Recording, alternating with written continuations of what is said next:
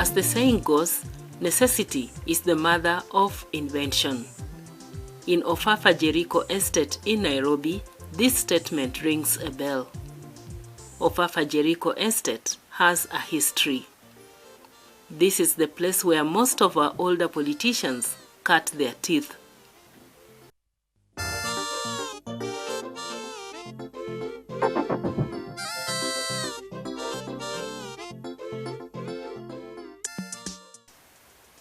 Being one of the estates that make the Eastlands area, it is densely populated. Ofafa Jericho is found in one of the sub-counties in Nairobi City County, known as Makadara. It started as an estate that housed most of the middle class who worked in the post office, the railways, and the city council during the colonial era. Today, this is the estate where you find the hoi pollua of Nairobi. Meet our urban farmer, Francis Wachira. After working at the agricultural produce market known as Marikiti, Wachira decided that the open space next to his house would be where he would begin a small farm to fend for his family. When I started this farm, I didn't know that one day somebody like you would come and visit me here. I did not start it because I wanted to make money. Whatever I did here, I never started it because I wanted to make money. And that's why Francis will continue going. Because people come, business people, they come, they feature the rabbit, the quail stories and all the rest. Then when they don't get money, they go. But myself, whatever you will see here, I did not start to make money. I just started it, as she said, for my family. What we are growing here, we have vegetables, local vegetables, some herbs. We also have milk, daily goat milk, so we don't buy milk. Then we have rabbit meat, so it's almost we are covered. And sometimes we also grow some wheat and maize. Wachira is not alone. He has his son as well, George Mugo, a graduate of Kenyatta University and a teacher in one of the schools in Nairobi. I have my son here. He is George Mugo. We, in our culture, we think that if you have a son who can inherit you, that's good. He's a teacher by professional from Kenyatta University, but we are also working with him here. And the reason why we exist is to tackle food security. We used to have a problem with food, and my father was not employed back then. And even now he's not employed, but he has employed himself, even for me, myself. So we've been able to tackle that one major problem, food security, meaning that we are not buying anything. We don't buy vegetables, apart from salt and sugar. The rest come from here. So meaning that it is something, even those who are in Kibera or even in other countries also, it is something that you can take from here and go and replicate it where it comes from. At the same time, apart from food security, we have also created employment. I am employed here, he's also employed here. We have two other guys there who are also employed here. They get their income from here, however small, however much it is, they also get it from here.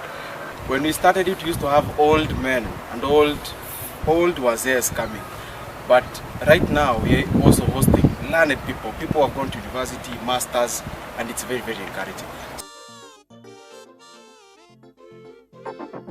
But Wachira's vocation is not smooth sailing. It has its own ups and downs, but he won't give up just yet.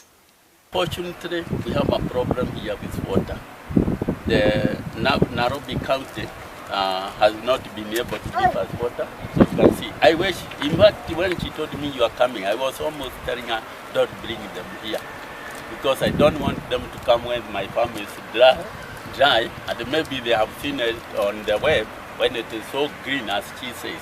So probably if you get a chance, you come here in the month of May, and probably if the El Nino comes and it doesn't wipe us out, then you can come and enjoy yourself.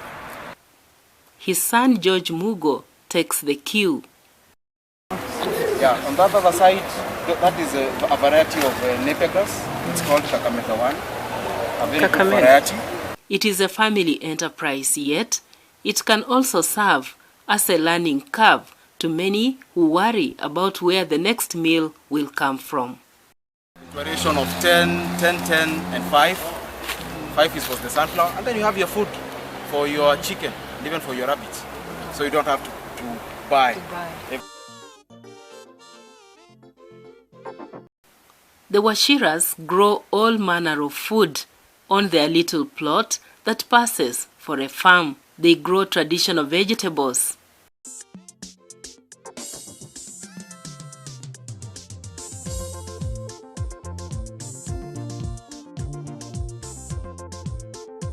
and they also keep goats.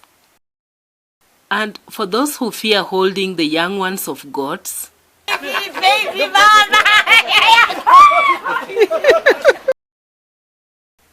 Washira also keeps geese.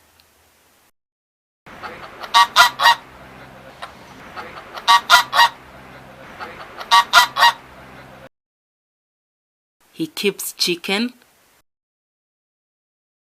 and rabbits.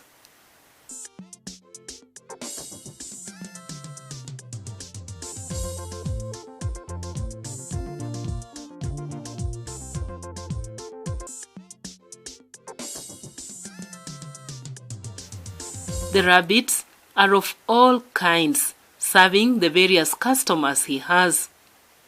So we get all types of rabbit. Some came from Germany, others came from Denmark. I remember 2 years ago, I had a guy came from Denmark. He brought me one called the Europe. It was so huge. Mugo has advice for the youth. What happens? People get off from school with that mentality that agriculture is for the old men, agriculture is a punishment, agriculture is demeaning, agriculture is dirty, and all that.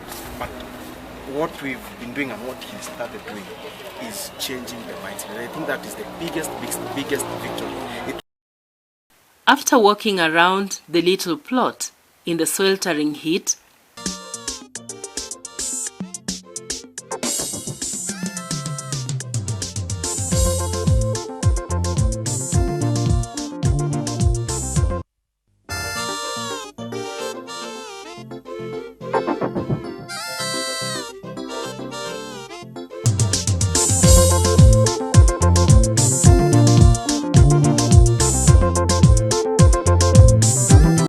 we settled down to a mug of chilled yogurt prepared by Washira's family. The yogurt is from goat milk. As Washira tells us, the yogurt is very nutritious. It does not have additives, as he tells us. All the produce from Washira's urban farm is finding a ready market in the local supermarkets. As we leave Washira's farm, we have learned so much in just under 3 hours. For Channel One News, I'm Judith Akolo.